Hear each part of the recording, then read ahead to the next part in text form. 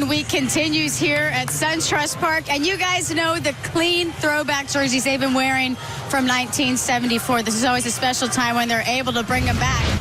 Well, this man right here, he was the brains behind that. This is Wayland Moore, and you designed these jerseys, and you were just saying, how cool is it to look out on the field and to see them wearing them? Right now, we're wearing the uniforms of 74 tonight.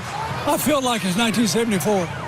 But I was back then, I'm an artist, sports artist, and they gave me a white uniform and said, Wayland, come up with something that Hank Aaron will like and we will like, because he will be setting history and breaking Babe Ruth's record. So, excuse me, but anyway, I had two models, Hank Aaron and Eddie Matthews. So I would design one, and then we would have it made, and they would wear it out on the field, just the three of us. And up until the last moment, all the blue that you see on the arms was red.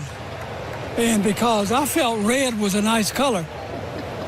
Well, Hank turned to me one day and said, Wayland, I like blue.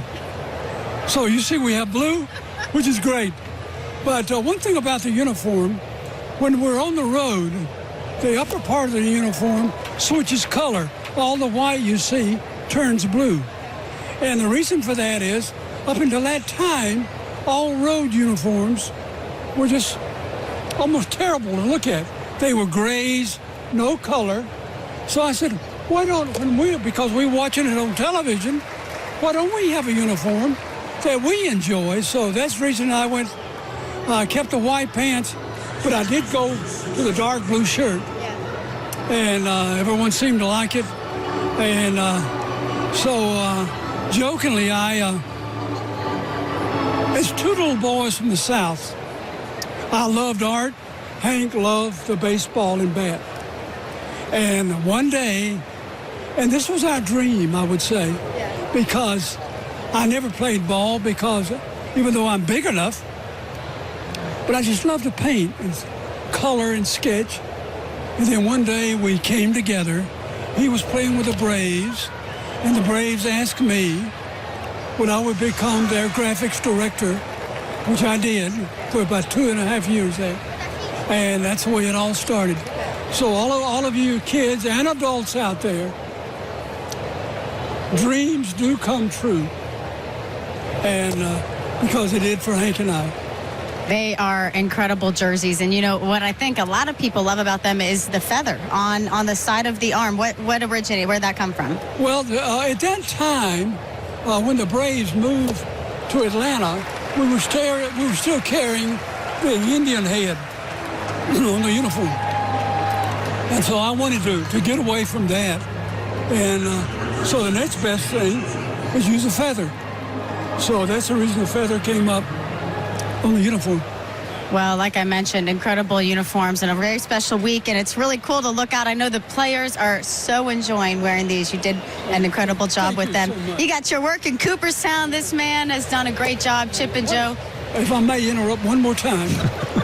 Of course, I live in Atlanta, and I teach an art class at Emory University, and I still paint, and but I was in New York because that's where most of my work came out of. And I went to Cooperstown because I knew that they had shipped Hank's locker, full locker, to Cooperstown. And I walk in there, everything was right except one thing. They had the present uniform they were wearing then hanging on the hanger in Hank's locker. And I called the individual in charge over, and I said, it looks great, but you've got a mistake. And he said, what do you mean I've got a mistake? And I said, that's not the uniform that he hit 715 in. Well, you can imagine the phone calling and the shipping, and so, but that was a mistake. Well, we're happy you were able to catch on it, and Wayland, thank you so much for your time. Hey, you guys, we still got this game going on. Hank Aaron week, Braves and Orioles. We'll be right back after the break. Freddie Freeman, Nick Markakis, and Kurt Suzuki are going to lead off for Atlanta, trailing 4-1. What a great historical reminiscence-filled interview with Wayland Moore, the man that designed these uniforms for the Braves back in the 70s. Yeah, and I'd like for him to know that my last year at Oklahoma, it inspired us. Oh, really? We got new uniforms, and that's exactly what we did at Oklahoma. And he was talking about the red, so we had the crimson panels on the sleeves with a Sooner schooner instead of a feather, and flipped it around. We had white and red. They really were modern looking, so very different looking from anything else that the Braves had worn back in the 70s, which really was an innovative time in Major League uniforms. The V-neck was really a popular thing that came about. Well, and the pajama bottoms had just about... First pitch swing by Freddie. It's skied toward Jones in center. And Adams is there for the first out. It was nice to see belts back. Yeah. Instead of the drawstring pajama bottom looking pants. Well, for guys like me, we kind of like the Sansa belt look. There was a couple of snaps. You remember those? Yes. And then, growing up in St. Louis, there were some fans who loved them. I was one who didn't. But the interchangeable colors of the Pittsburgh Pirates uniforms, the gray, the black, the pinstripes, and they'd sometimes wear the gold pants with the black top, all that crazy stuff. Kind of like what the Diamondbacks do with their uniforms now. But in that era, my favorite non-Braves and non-Cardinals uniform was Oakland's. That green and gold that Charlie Finley had out there. The white shoes. Oh, man.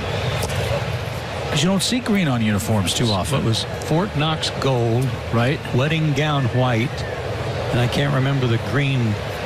May have been U.S. Treasury green.